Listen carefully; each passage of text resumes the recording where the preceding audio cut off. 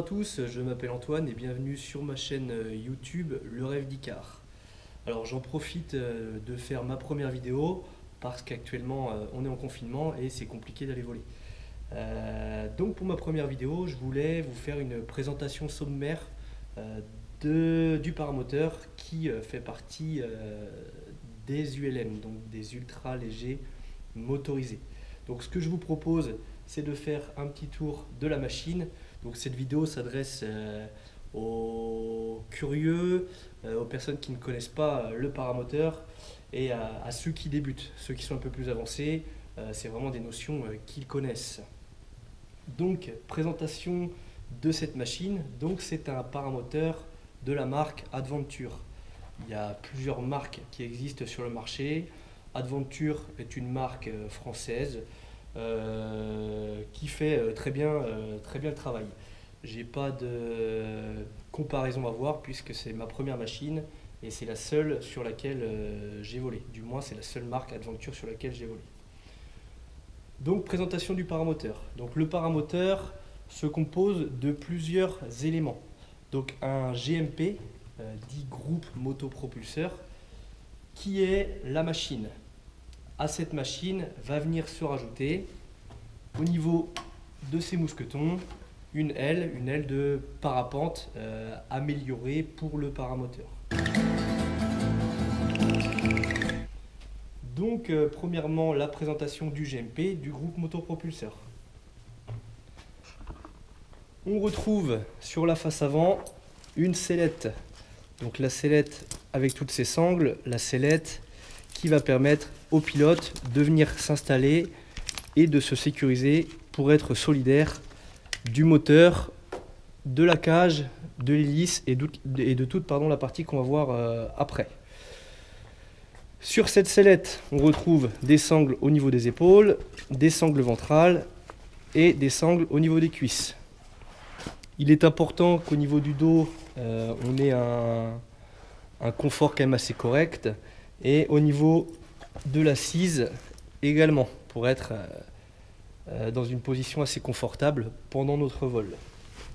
Sur cette sellette, on retrouve aux deux extrémités des cannes, donc des cannes basses, cannes hautes, cannes mobiles, plusieurs sortes de cannes. Voilà, les cannes vont venir nous servir à relier le mousqueton et les mousquetons à relier la voile de paramoteur. Sur cette sellette, j'y ai ajouté un parachute de secours donc, qui est en position latérale. Il en existe qu'on va retrouver sous la sellette, donc sous les fesses. Il en existe également qu'on va retrouver en partie haute au-dessus de la tête. Le modèle Adventure prévoit une poche latérale pour y loger un parachute de secours. Le parachute de secours n'est pas obligatoire en paramoteur. Il n'est pas conseillé, recommandé non plus. Ça va être en fonction de vous, c'est vous qui décidez, c'est le pilote qui décide de sa sécurité en paramoteur et ça va être surtout dû aux activités que vous faites en vol. Si votre truc à vous c'est de voler en rase-motte ou assez proche du sol, selon la réglementation en vigueur bien sûr, le parachute de secours n'aura pas de réelle utilité puisqu'avant de le déclencher, vous allez atteindre le sol. Et dès qu'on va prendre un peu d'altitude ou commencer à faire des acrobaties, ça va être plutôt recommandé. À savoir que le parachute du secours, c'est du poids en plus. Et un ULM, on cherche à avoir le minimum de poids possible. Donc ça, c'est une machine qui fait dans les 25 kg à vide. Donc à vide, réservoir à vide. On va le peser après, tout à l'heure, via une petite balance de valise.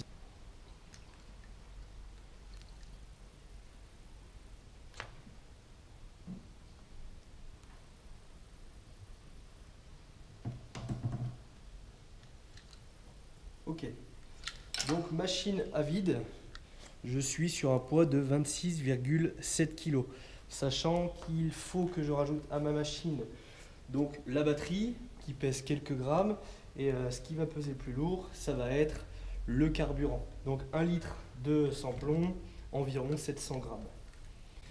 Voilà pour le poids de ma machine. Donc c'est une machine qui est relativement lourde quand on doit la porter sur le dos. C'est pour ça qu'en paramoteur, en décollage à pied, donc il existe des décollages en chariot, Là, on n'aura pas cette notion de poids puisqu'on est sur un chariot qui roule, mais en décollage à pied, il est important d'avoir une condition physique acceptable. On va tourner autour.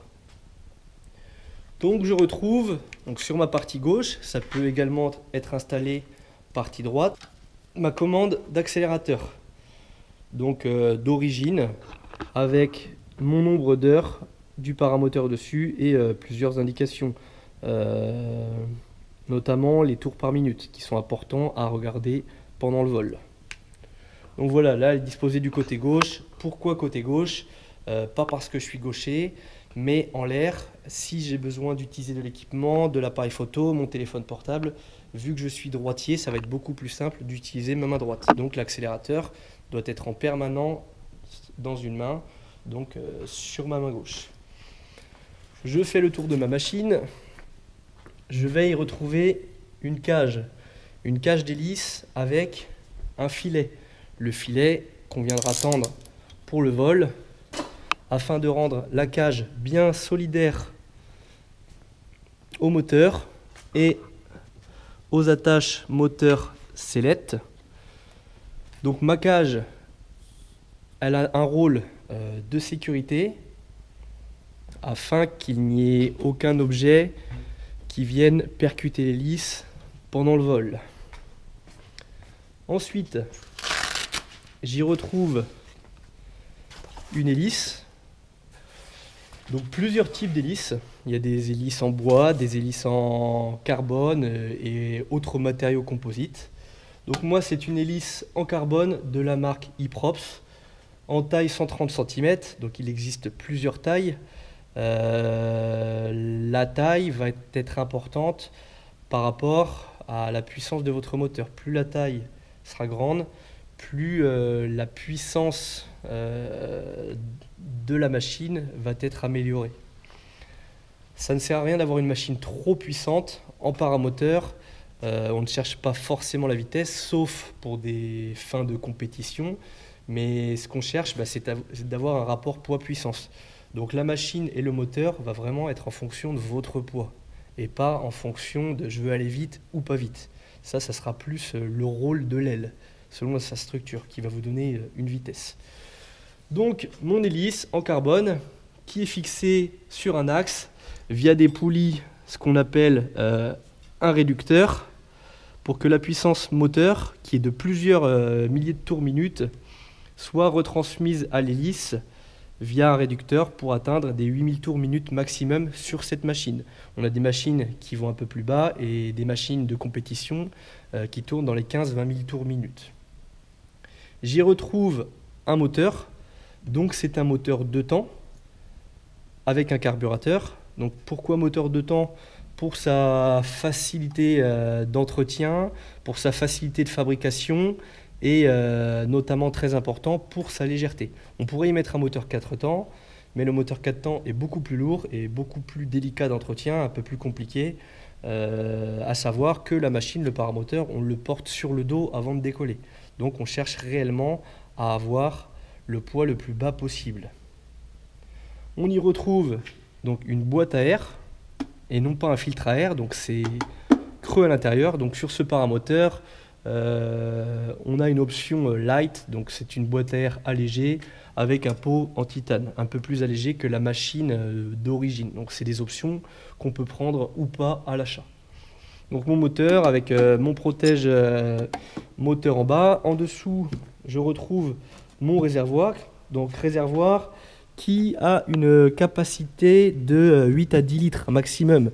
Sachant qu'on ne va pas le remplir à chaque fois, nous allons faire des calculs. Selon l'autonomie qu'on souhaite, on va mettre le carburant que l'on souhaite.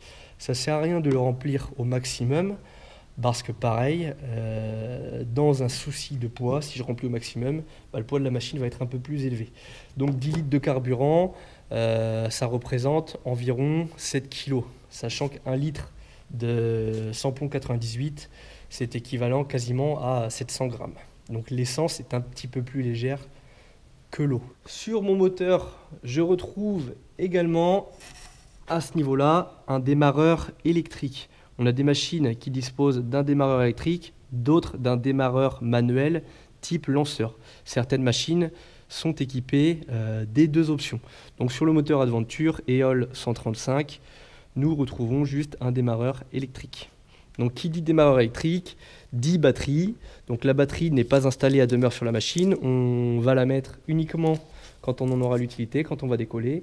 Et via un système de câblage électrique et un bouton on-off, on viendra activer mon démarreur qui va me faire tourner mon hélice.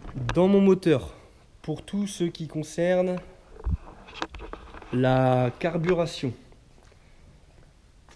c'est un moteur de temps. Donc qui dit moteur de temps dit moteur avec du carburant et de l'huile mélangée à ce carburant.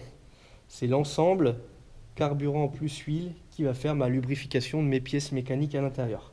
Alors pour ce faire, j'utilise uniquement du samplon 98, donc j'ai mon bidon de samplon 98, ainsi que de l'huile. Alors là, ça fait débat, soit de la 100% synthétique, donc ce que préconise le constructeur, notamment avec l'huile Motul 700. Gros débat sur les forums paramoteurs. Il y a des personnes qui préfèrent utiliser de l'huile semi-synthèse, car la semi-synthèse brûle complètement sur des machines qui ont des tours minutes assez bas. L'huile synthétique, elle, non. Et sur des machines un peu plus type compétition, qui ont des tours minutes beaucoup plus élevés, utilise de la synthétique. Alors gros débat, il n'y a pas de réponse vraie. Chacun est libre de faire comme il veut. Le but du jeu étant de préserver le moteur et la durée de vie du moteur. Voilà ce que je peux dire sur les huiles. Quoi qu'il en soit, n'achetez pas de l'huile à bas tarif. L'huile, c'est pas excessif. Un bidon comme ça vaut une vingtaine d'euros. La totalité de mon bidon passe dans l'année, donc 20 euros dans l'année. Ça reste un petit budget par rapport à la casse du moteur. Donc il vaut mieux mettre des tarifs un peu plus élevés dans l'essence et dans l'huile pour préserver mon moteur. Le souci avec le paramoteur, c'est si vous tombez en panne, ce n'est pas la même chose qu'une voiture. La voiture, vous êtes au sol, vous tombez en panne, vous vous mettez sur le bas-côté, sur la bande d'arrêt d'urgence et vous appelez une dépanneuse. En l'air, si le moteur tombe en panne, c'est un peu plus problématique. Alors l'avantage du paramoteur dans la panne, c'est que vous êtes rattaché à une aile de parapente. Donc si on a une panne moteur, vous planez et vous avez le temps de voir autour de vous pour savoir où est-ce que vous allez atterrir. Et ensuite, c'est là qu'il va falloir appeler le dépanneur pour venir vous chercher. Mais c'est quand même un peu plus contraignant de tomber en panne dans les airs que sur la terre ferme, notamment au niveau sécurité. Voilà ce que je peux dire aujourd'hui dans ma première vidéo. Si vous avez des questions, n'hésitez pas à les mettre dans vos commentaires. J'essaierai de faire d'autres vidéos concernant le paramoteur en lui-même et bien sûr dès la fin du confinement des vidéos de vol un peu plus intéressantes que là actuellement rester sur la terre des vaches.